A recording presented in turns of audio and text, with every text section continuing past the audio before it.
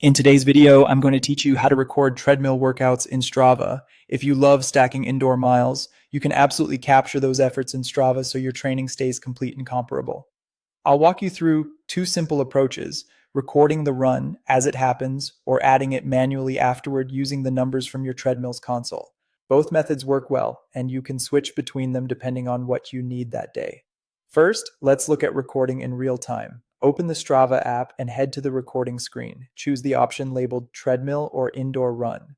Selecting this tells Strava you're inside, so it won't rely on GPS or try to draw a route. Instead, it focuses on time and your device's motion sensors to estimate pace and cadence. Place your phone or watch somewhere secure, like a pocket, belt, or the console, so it's stable and easy to reach. When you're ready, tap start and begin your run. Settle into your workout knowing Strava is timing the session.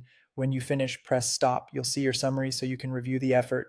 This is a hands-off way to capture your session while you're moving, perfect when you want a quick log without extra steps during the run.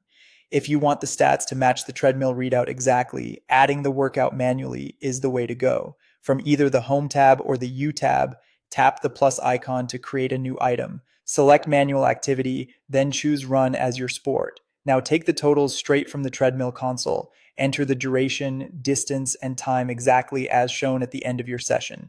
Strava will use those numbers to calculate pace for you. It's a good idea to confirm you're entering miles versus kilometers to keep everything consistent with your usual settings. When everything looks accurate, tap save, and the run will appear in your feed with your indoor totals. A quick note on accuracy: real-time indoor recording is convenient, but different devices can estimate distance slightly differently indoors.